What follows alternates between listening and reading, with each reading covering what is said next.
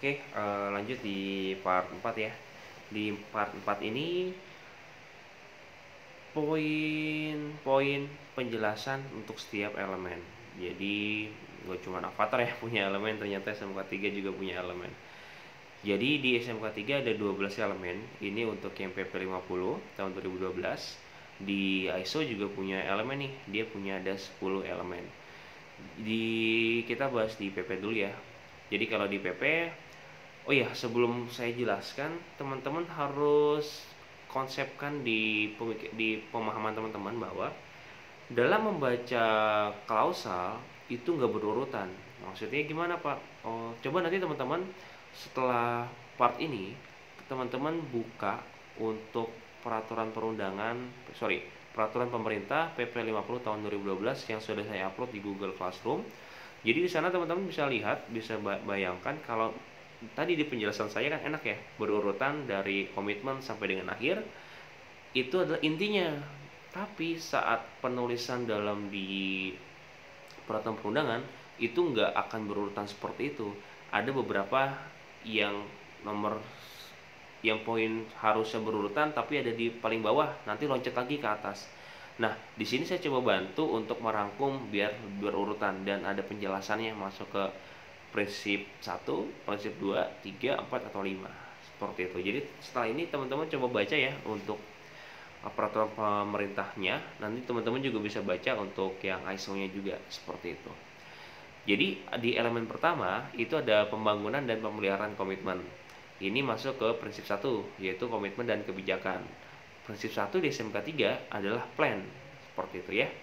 Jadi kalau prinsip 1 plan, prinsip 2 juga plan, prinsip 3 plan do, prinsip 3 itu do, prinsip keempat itu check, prinsip kelima itu action. Itu khusus yang SMK 3 PP50. Kemudian selanjutnya strategi dan pendokumentasian itu masuk ke tahap perencanaan, ke prinsip 2. Kemudian di peninjauan ulang perancangan desain dan kontrak itu masuk ke perencanaan 2 juga. Kemudian ada pengendalian dokumen masuk ke pelaksanaan. Kemudian pembelian masuk ke pelaksanaan. Kemudian keamanan bekerja berdasarkan SMK 3 itu masuk ke pelaksanaan. Standar pemantauan masuk pengukuran. Kemudian atau prinsip 4 ya, atau dicek tadi. Kemudian pelaporan dan perbaikan kekurangan, evaluasi ya, masuk ke tahap perbaikan di prinsip 5. Nah, di sini unik kan, di elemen selanjutnya itu pengelolaan material dan perpindahannya ini masuk ke pelaksanaan lagi ke prinsip ketiga. Jadi nggak berurutan 1, 2, 3, 4, 5 seperti itu. Kemudian ada pengumpulan dan penggunaan data ya. Jadi data yang tadi yang sudah dilakukan kan dicatat di data, itu masuk ke tahap pengukuran di tahap 4. Audit SMK 3 masuk ke tahap 4 dan pengembangan keterampilan masuk ke tahap 5. Jadi di sini saya minta teman-teman ya, teman-teman coba per kelas nanti buat satu siklus lengkap dari plan, do, check, action untuk PP50 dan ISO. Nanti saya bagi ya di akhir part ini untuk tugas-tugasnya. Nanti dikumpulkan, dipresentasikan ya. Dikumpulkan dulu deh, dikumpulkan kepada saya setelah akhir sesi perkuliahan. Jadi saya kasih jeda waktu ya mungkin 1 jam ya, 1 jam saya kasih jeda untuk berdiskusi membuat materinya dari satu siklus penuh. Nanti dikumpulkan di sebelum perkuliahan berakhir. Kemudian teman-teman presentasikan tugasnya itu di pertemuan selanjutnya. Oke, itu untuk PP50 ya. Sekarang kita lanjut ke yang ISO. ISO ada 10 elemen atau 10 klausal ya.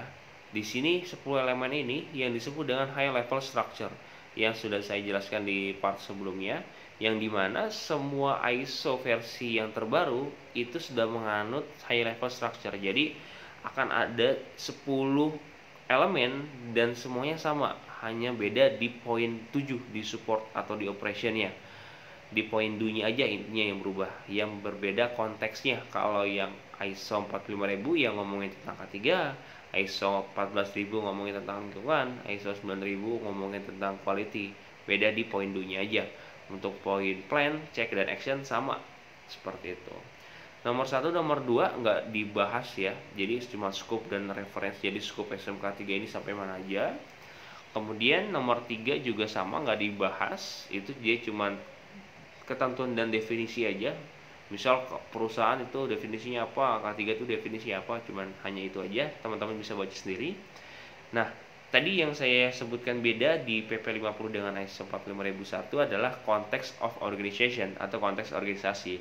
Di sini sebelum memulai sistem manajemen, sebuah organisasi diminta nih untuk bisa memapping isu-isu yang ada di perusahaannya. Yang dimaksud konteks organisasi adalah itu. Ada isu internal dan isu eksternal yang tentunya berhubungan dengan K3 ya, isu-isunya. Contoh di isu internalnya, misal di sebuah perusahaan itu dia belum mempunyai lisensi operasional ya, atau CEO untuk forklift drivernya. Nah, itu masuk ke isu tuh, isu yang ada di internal. Misal isu eksternalnya, isu eksternalnya, ntar saya ngasih contoh dulu nih yang masih berhubungan. Misal di isu eksternalnya kita masih ada telat untuk perpanjangan CEO forklift yang beberapa yang lain misalnya. Jadi forklift itu ada yang belum punya, ada yang sudah punya cuman mati. Nah, ini masih berhubungan dengan pihak eksternal. Jadi selain isu internal dan eksternal, kita sebutkan juga nih pihak yang berhubungan siapa aja dalam isu-isu tersebut untuk mempermudah dalam pengendalian dan penyelesaiannya, seperti itu. Jadi kurang lebih seperti itu nih untuk isu dan dampak-dampaknya. Dan jangan lupa ya, dijelaskan juga dampaknya dan benefitnya. Kalau misalnya kita melakukan perpanjangan CEO, benefitnya apa nih buat kita? Kalau kita nggak melakukan perpanjangan CEO, impactnya negatif apa nih buat perusahaan kita? Jadi dijelaskan impactnya baik itu dari segi resiko dan benefitnya dari segi hal yang positif, seperti itu. Jadi untuk konteks organisasi.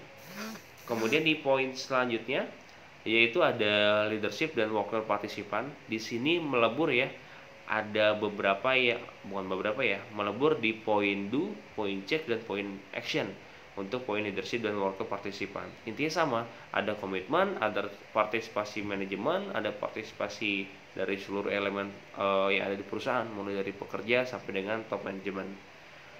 Di poin 6 juga ada planning, itu untuk perencanaan program kerja apa aja nih yang pengen dilakukan dan yang sumber daya yang tersedia ada apa aja.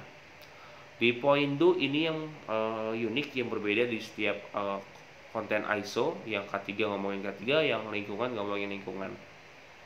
Jadi ada support, ada sumber daya apa aja tadi yang sudah di planning, yang dibutuhkan apa aja. Kemudian ada operation untuk operasional kegiatan perusahaannya. Kemudian ada check untuk performance evaluation, itu untuk mengevaluasi apakah K3 yang diterapkan sudah baik atau belum. Dan terakhir ada action atau improvementnya seperti apa. Jadi gini ya buat teman-teman, ini ada tugas. Jadi untuk nanti saya tentukan ya di WhatsApp grup untuk pembagian tugasnya. Pokoknya satu kelas satu membahas siklus untuk SMK 3 dari versi PP 50 tahun 2012 dan versi ISO 45001 tahun 2018. Jadi tolong dibuat. Nanti juga saya akan di setiap video saya akan coba cek ya. Tadi saya lupa nyampein di part 1. Jadi saya akan coba cek teman-teman dalam kuliah daring ini memperhatikan atau enggak. Jadi saya akan coba cek nih dari lasin beberapa teman-teman secara random ya, apakah ada yang AFK atau enggak. Saya akan coba tanya. Jadi harapan saya teman-teman bisa memperhatikan, bisa membaca dan mendengarkan materi yang saya sampaikan. Karena di sini cukup ribet nih. Kalau kalian miss di sini, kalian akan sulit memahami nih untuk kedepannya, seperti itu. Jadi untuk di part ini sampai sini dulu. Nanti kita lanjut di part selanjutnya. See you.